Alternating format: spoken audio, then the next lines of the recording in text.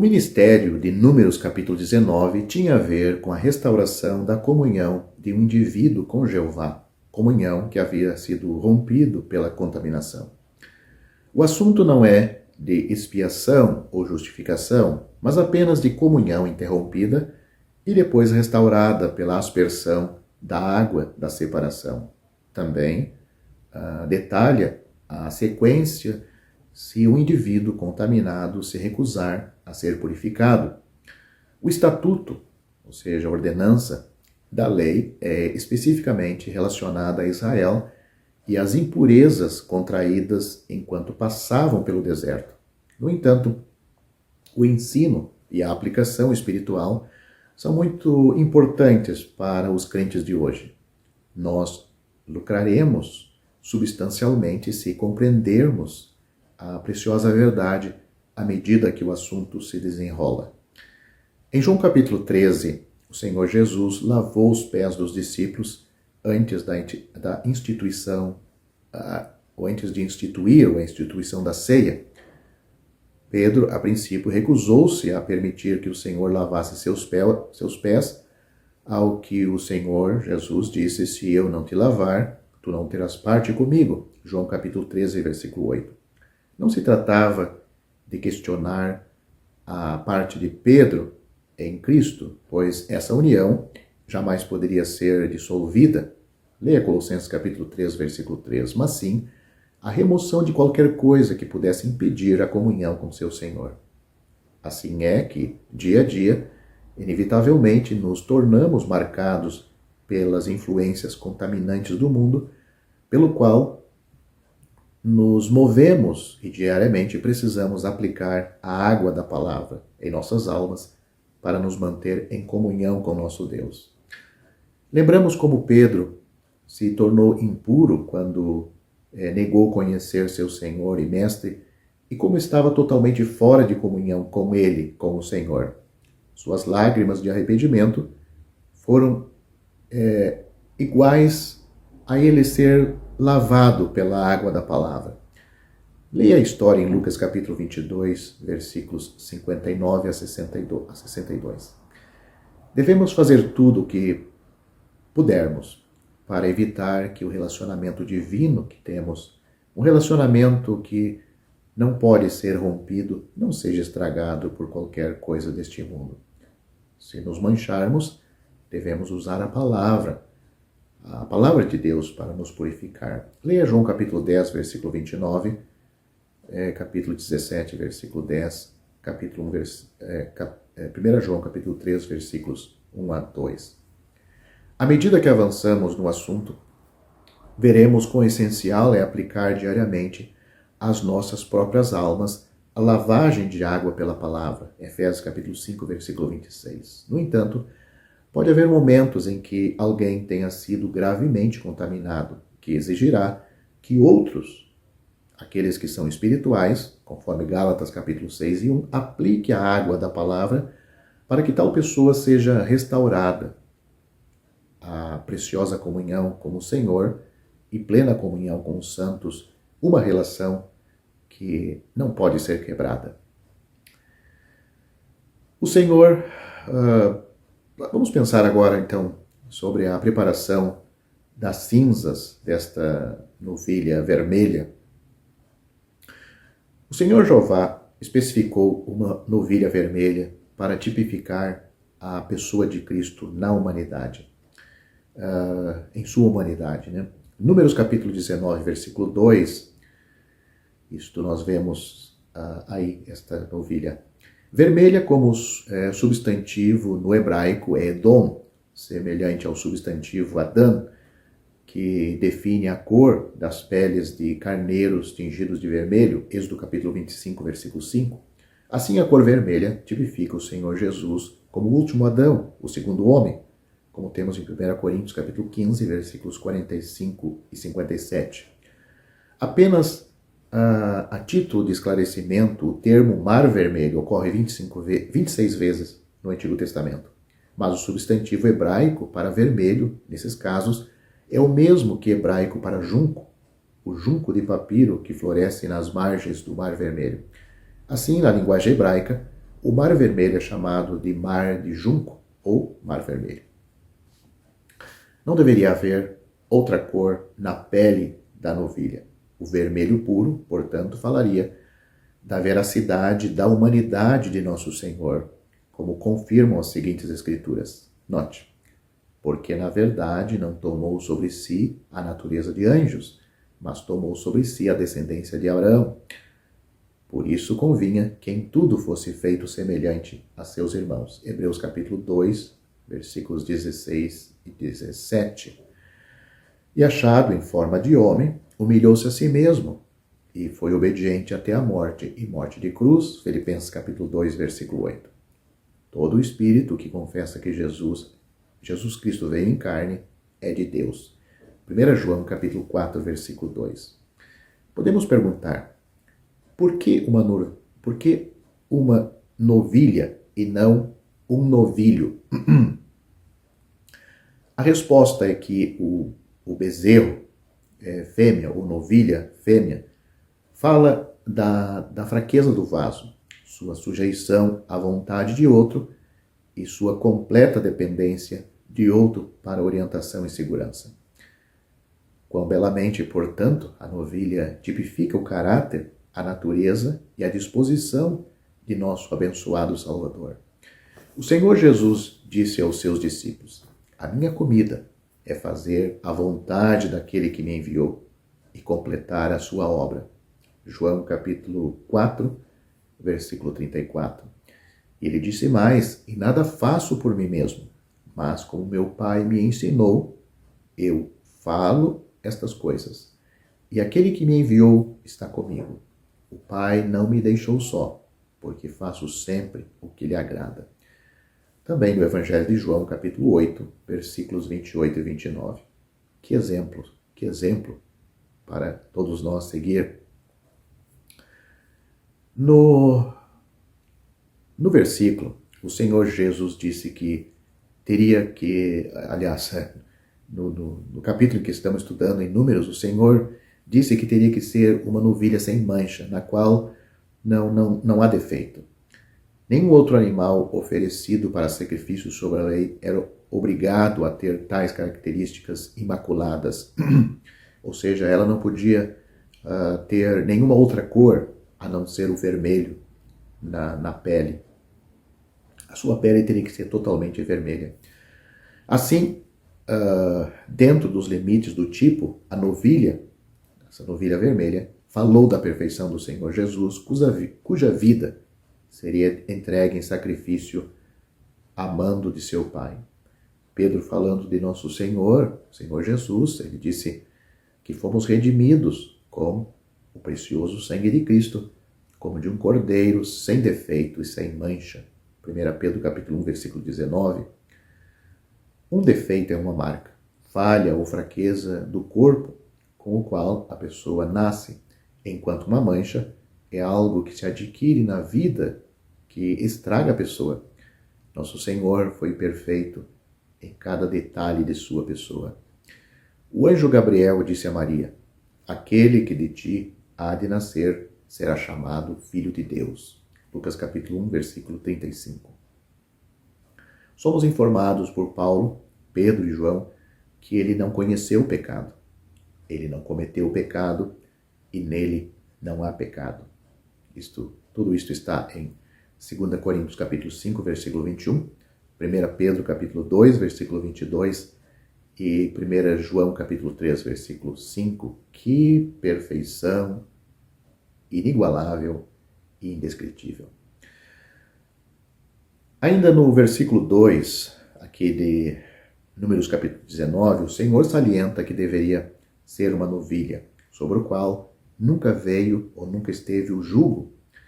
Assim, a novilha nunca foi usada pelo homem e nunca foi atrelada a outro animal.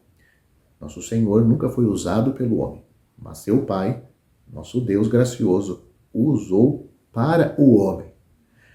Quão apropriada, portanto, é o conhecido versículo em João capítulo 3, versículo 16. João também registra as palavras: o Pai o enviou O Pai enviou o Filho para ser o Salvador do mundo. 1 João capítulo 4, versículo 14. Além disso, Jesus disse: Eu vim para que tenham vida e tenham em abundância. E eu sou o bom pastor. O bom pastor dá a vida pelas ovelhas. João capítulo 10, versículos 10 e 11. Que compromisso único com a vontade do Pai. Nosso Senhor nunca esteve sob o jugo de algo manchado pelo pecado, e nem de fato poderia estar. Ao longo de sua vida, ele esteve sob o jugo de seu Pai, movendo-se sempre na corrente de sua vontade pelo poder do Espírito Santo. Nosso Senhor Jesus disse: Eu e o Pai somos um. João capítulo 10, versículo 30. A lição para nós hoje é reconhecer que Deus nos vivificou juntamente com Cristo. Efésios capítulo 2, versículo 5. Isso é o que a graça soberana realizou e não pode ser anulada. No entanto, há a questão de nossa caminhada e associação neste mundo. Deus nos diz, através de seu servo Paulo: não vos ponhais em jugo desigual com os incrédulos, pois que comunhão tem a justiça com a injustiça? E que comunhão tem a luz com as trevas? 2 Coríntios capítulo 6, versículo 14. Esta escritura se aplica não apenas ao casamento, mas a todas as áreas da nossa vida. Que o gracioso Espírito de Deus mova em nossos corações, se mova em nossos corações para atender às palavras do Senhor Jesus, que diz: Tomai sobre vós o meu jugo e aprendei de mim, que sou manso e humilde de coração, e encontrareis descanso para as vossas almas. Mateus capítulo 11, versículo 29. O versículo 3 de Números capítulo 19 nos diz que a novilha deveria ser levada por Eleazar para fora do acampamento, longe das atividades diárias da nação, e ali morta por uma pessoa diante dos olhos de Eleazar. Essa simples diretriz confirmou em tipo que a morte do Senhor Jesus não foi um ato sacerdotal, pois Eleazar era um sacerdote, mas um ato no qual ele deu a própria vida para ser um sacrifício pelo pecado. A morte vicária do Senhor Jesus foi fora do portão, fora do local de julgamento do povo. Veja Deuteronômio capítulo 16, versículo 18, Ruth capítulo 4, versículo 1, Salmo capítulo 69, versículo 12 e Hebreus capítulo 13, versículo 12 também. Eleazar, sendo sacerdote, representava o povo, e a novilha morta diante de seus olhos era uma figura do fato de que o Senhor Jesus foi morto diante dos olhos do mundo. João capítulo 19, versículo 20. O versículo 4 diz: Eleazar deveria pegar um pouco do sangue da novilha e espargi-lo 7 vezes diante do tabernáculo da congregação, significando assim que o requisito santo e justo de Deus para cancelar o pecado foi perfeitamente satisfeito através da morte e sangue derramado do Senhor Jesus Cristo.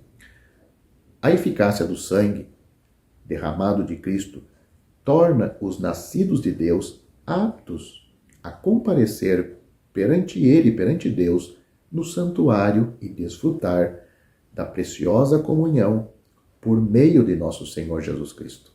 No entanto, não devemos ignorar o fato de que sempre que somos contaminados pelo mundo, nossa comunhão com o Senhor é interrompida. A restauração de comunhão ocorre somente quando aplicamos a água da palavra às nossas almas. Note o que a Bíblia diz. Se confessarmos os nossos pecados, Ele é fiel e justo para nos perdoar os pecados e nos purificar de toda a injustiça. 1 João capítulo 1, versículo 7. Voltando para Números, ou seguindo em Números capítulo 19, os versículos 5 e 6 apresentam a queima da novilha. A pele, a carne, o sangue e o esterco da novilha seriam completamente consumidos pelo fogo.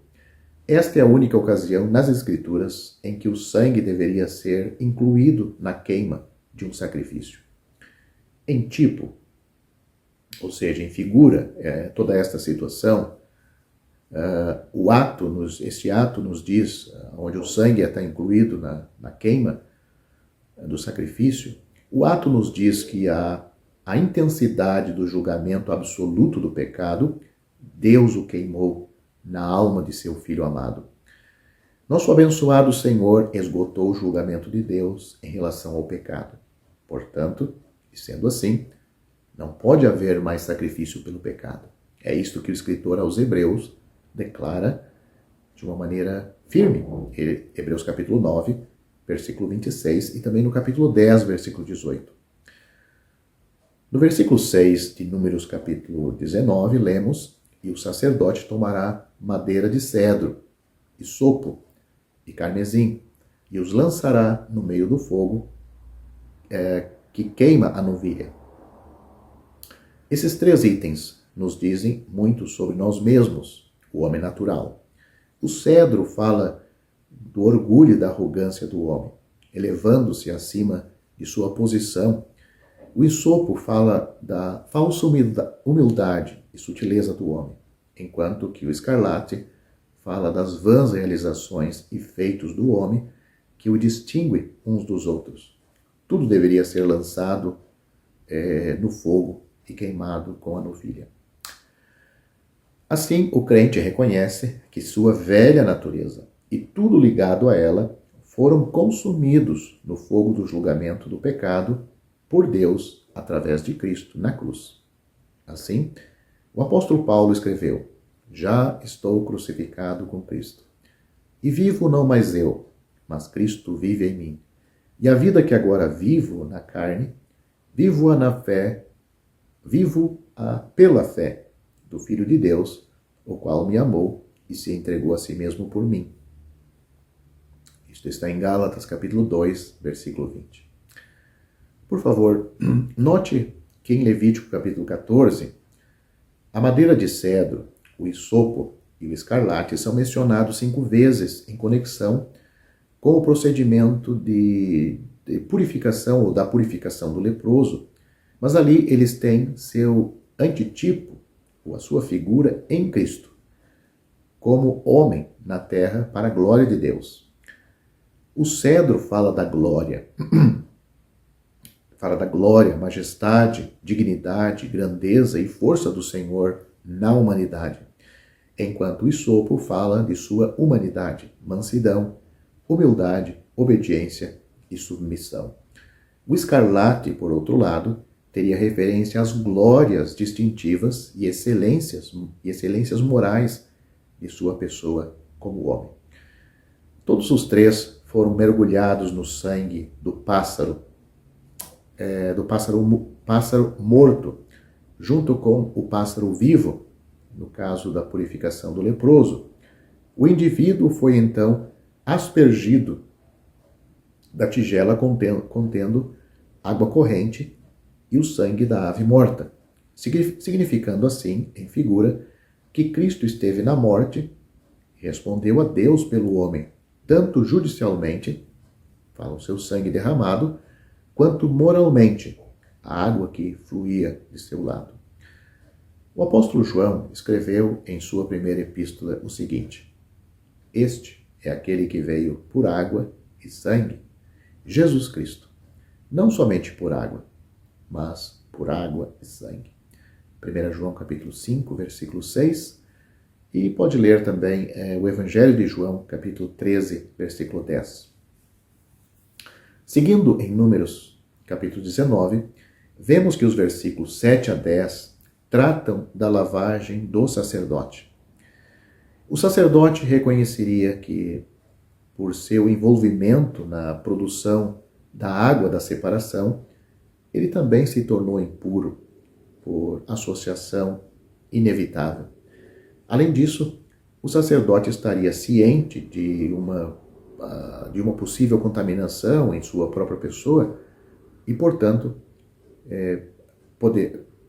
perderia a comunhão com Jeová.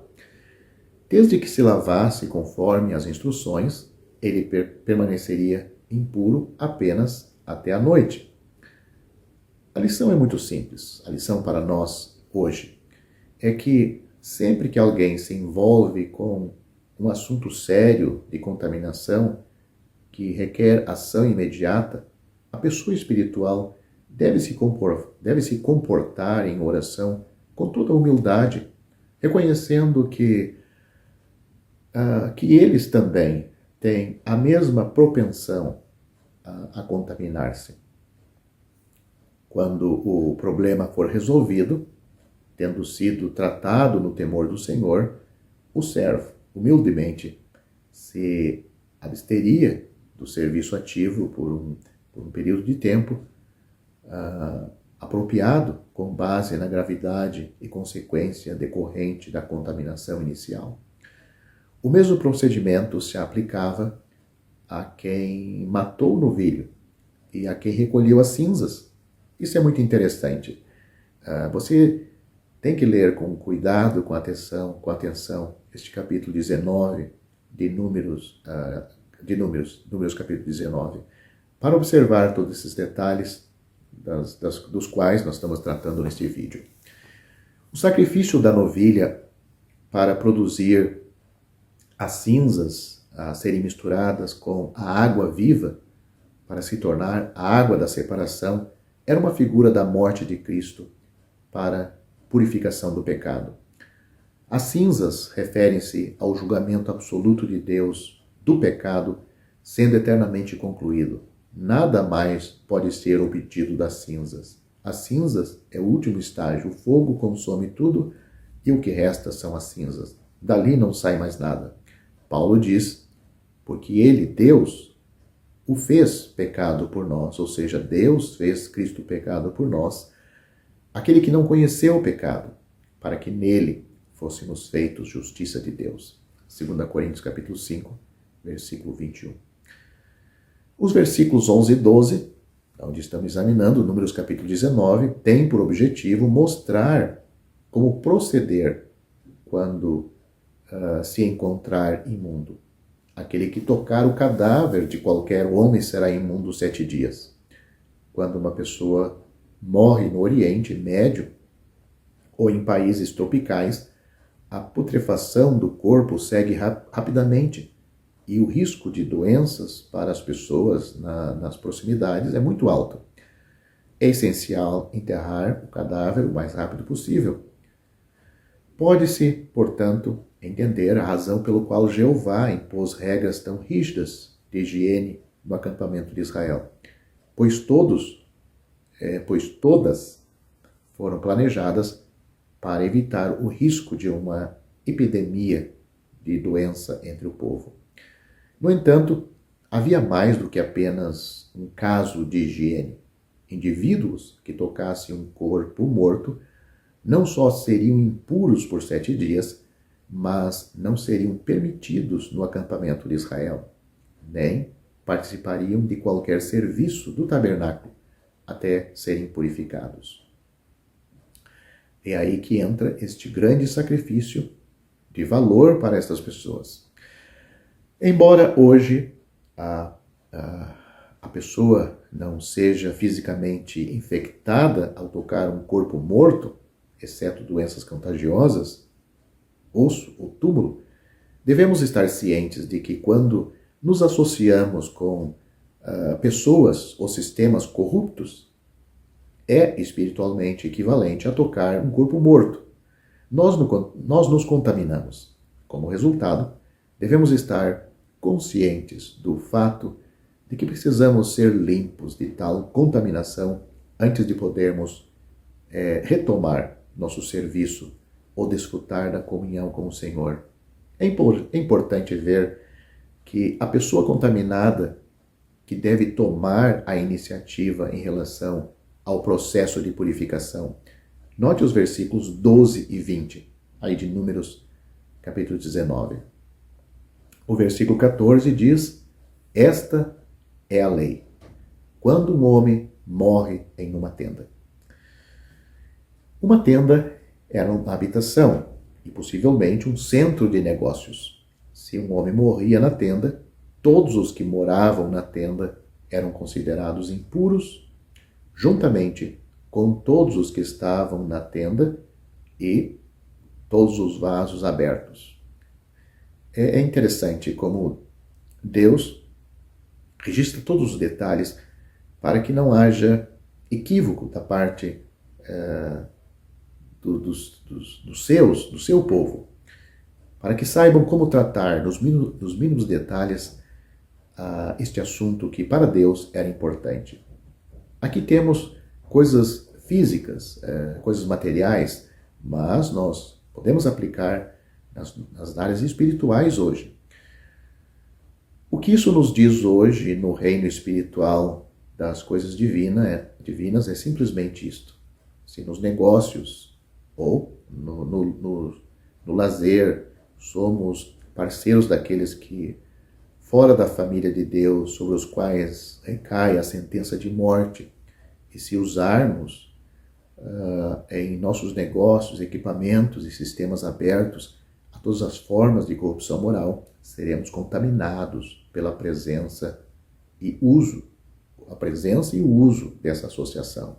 Leia 2 Coríntios capítulo 6, versículo 14, João capítulo 13, versículo 18, capítulo 8, versículo 24.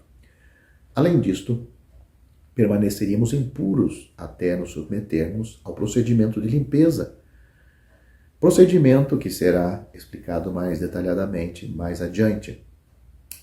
Versículo 16 diz: E todo aquele que sobre a face do campo tocar em alguém que for morto pela espada, ou em outro morto, ou nos ossos de algum homem, ou numa sepultura, será imundo 7 dias. Isso tem a ver com estar envolvido com o comportamento violento dos homens. Nenhum crente deve estar ativamente ocupado na guerra de homens e nações. Fazer isto é alinhar-se com o mundo corrupto, que já está condenado à morte. Além disso, tal envolvimento seria visto como uma declaração de cidadania como sendo deste mundo, ao passo que, como diz Paulo, nossa vida ou cidadania está no céu, de onde também esperamos o Salvador, o Senhor Jesus Cristo. Filipenses capítulo 3, versículo 20. Certa vez, o apóstolo Pedro pensou que estava agindo nos melhores interesses de sua vocação celestial quando pegou uma espada para defender seu Senhor. O Senhor Jesus disse: mete a tua espada na bainha. E mais tarde o Senhor disse a Pilatos: o meu reino não é deste mundo. Se o meu reino fosse deste mundo, então os meus servos pelejariam ou lutariam. João capítulo 18, versículo 11 e 36. Assim, ser apanhado na violência dos ímpios tem um efeito de contaminação sobre a alma. Tal indivíduo não pode, de forma alguma, ser adequado para o serviço do Senhor. Para seu próprio bem e bênção, eles devem tomar medidas corretivas, estando conscientes de sua necessidade de serem purificados pela palavra. Lendo os versículos 17 a 19, percebemos que há duas aspersão para o processo de limpeza, no 3º e no 7º dia. Para o imundo, pois tomarão da cinza, da queima da expiação, e sobre ela colocarão água corrente num vaso. E um homem limpo tomará ensopo e o molhará naquela água, e a espargirá. E o limpo e ao terceiro dia espargirá sobre o imundo. Foi mencionado anteriormente que cabia à pessoa contaminada dar o primeiro passo para ser purificada da contaminação. Deve-se dizer que hoje existem muitos crentes que foram contaminados de uma forma ou de outra e ainda são bastante diferentes sobre o efeito que sua contaminação tem sobre a Assembleia do Povo de Deus. Mas não se engane sobre isto. Tal pessoa poderia ser a causa de consequências devastadoras, até mesmo para o encerramento da Assembleia. Pecado não confessado é muito sério. Tem pecados que não necessariamente precisa ser confessado à Assembleia. O crente tem que resolver entre ele e Deus. Mas tem pecados que a Assembleia tem que tomar conhecimento para que ela possa ter ações sobre aquela situação. Seguindo o nosso texto, em Números capítulo 19, e o que temos dito até agora, por 2 dias a pessoa contaminada estaria consciente de sua condição, contrita diante de Deus, humilde em seu caráter e isoladamente experimentando um profundo exercício de alma sobre como ela veio a ser contaminada. Assim deve ser conosco hoje, quando percebemos que nosso comportamento ou associação causou contaminação. Deve haver um período de exame de consciência e confissão. Então, no 3º dia, a pessoa impura iria a uma pessoa limpa para o primeiro estágio de sua purificação.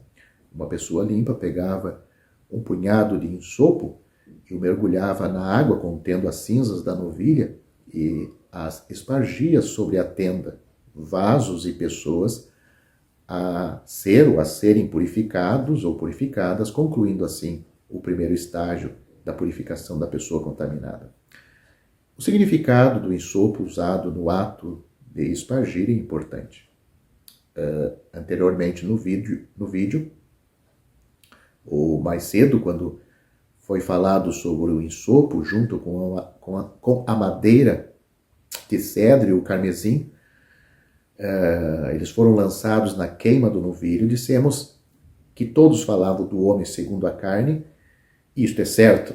No entanto, o insopo aqui agora fala em tipo da humildade, mansidão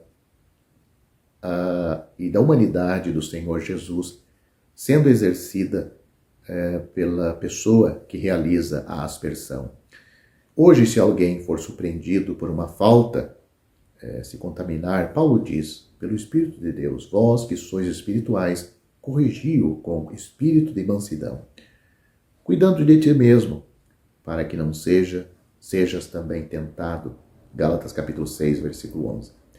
Observe, o apóstolo não diz um presbítero, um diácono, mas vós que sois espirituais, restaurai ao tal. O 3º dia é significativo nas Escrituras, embora não se aderisse necessariamente, estritamente, aos períodos do tempo de hoje, pois isto dependeria muito da gravidade da contaminação do crente cristão. O tempo pode muito bem ser mais curto ou mais longo do que o prescrito para Israel. Certamente, por mais que fosse os dias, seria um período de reflexão e exercício profundo da alma. Quando os irmãos de José foram ao Egito para comprar comida, eles não tinham ideia de que o governador de todo o Egito era seu irmão José, de quem se livraram 21 anos antes. José os colocou na prisão por 3 dias, sabendo que teriam tempo para refletir sobre o crime hediondo e as feridas graves que infligiram a ele, a José, e ao seu pai Jacó. Isso foi confirmado no 3º dia, quando, diante de José, eles admitiram francamente sua culpa entre si, sem saber que José entendia tudo o que eles diziam. Gênesis capítulo 42, versículo 21.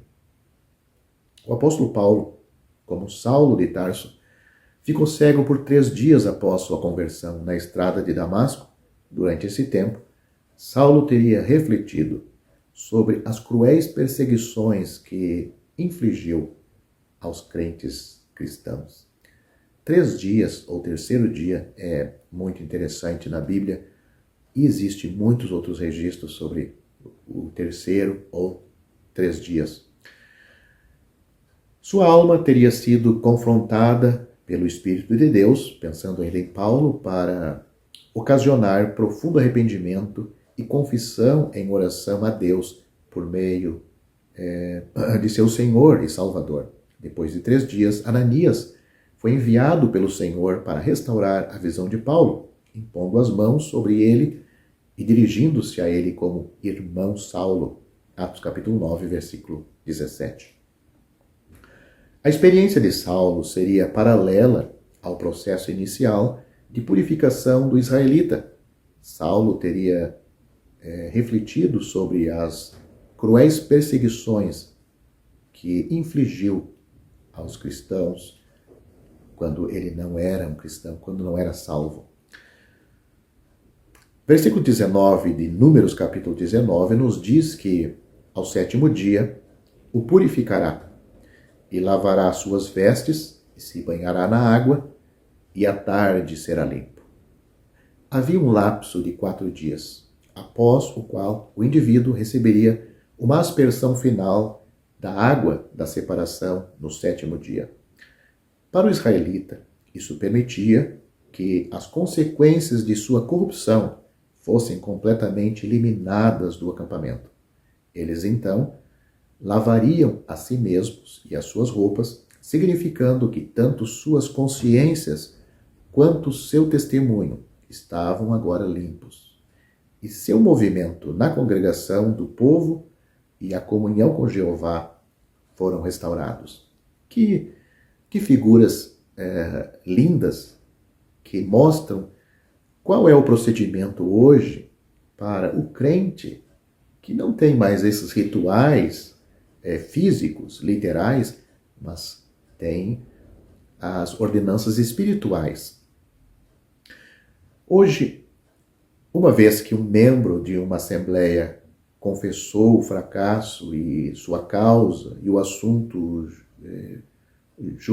foi julgado pelos irmãos espirituais no temor do Senhor, figurativamente, figurando o 3º dia aqui do israelita, deve haver um período adicional de tempo para reflexão sobre as consequências do seu fracasso e seu efeito sobre a Assembleia e seu testemunho. Novamente, o período de tempo pode ser mais curto ou mais longo do que o prescrito para Israel, mas em qualquer caso, deve ser proporcional ao grau de gravidade da falha. Durante o período de espera, a pessoa não desempenharia um papel ativo na Assembleia, mas ficaria feliz em esperar até que os santos da Assembleia afetada recuperassem sua confiança no indivíduo. Em figura, temos no 7º dia aí do israelita em relação à sua restauração. A pessoa seria então totalmente restaurada à comunhão ativa com os santos. O apóstolo Paulo, falando sobre separação e purificação, em 2 Coríntios capítulo 6, do versículo 11 a 18, prossegue dizendo: tendo, pois, amados estas promessas, purifiquemo-nos de toda a imundícia da carne e do espírito, aperfeiçoando a santidade no temor do Senhor. 2 Coríntios capítulo 7, versículo 1. Mas poderia haver, por parte do israelita, a recusa de reconhecer sua necessidade de purificação. E é isto que trata o versículo 20 deste capítulo 19 de Números. Uma pessoa impura em Israel que se recusasse a purificar-se era eliminada da congregação de Israel porque havia profanado o santuário do Senhor. Qualquer pessoa, hoje, nas assembleias do povo de Deus, que tenha se contaminado e se recusa a reconhecer a culpa ou a se submeter ao processo de limpeza espiritual, deve ser retirada e com esta atitude, esta pessoa excomungada deixa muita dúvida sobre a realidade da sua salvação. O Senhor Jesus disse que se também não escutar a igreja, considere-o como um gentil e publicano. Mateus capítulo 18, versículo 17. Paulo escrevendo aos Tessalonicenses, ele disse: agora vos ordenamos, irmãos, que em nome do Senhor Jesus Cristo, que vos afasteis de todo irmão ou pessoa que anda desordenadamente. 2 Tessalonicenses capítulo 3, versículo 6, escrevendo a Timóteo, Paulo disse: homens corruptos de entendimento e destituídos da verdade, dos tais afasta-te. 1 Timóteo capítulo 6, versículo 5.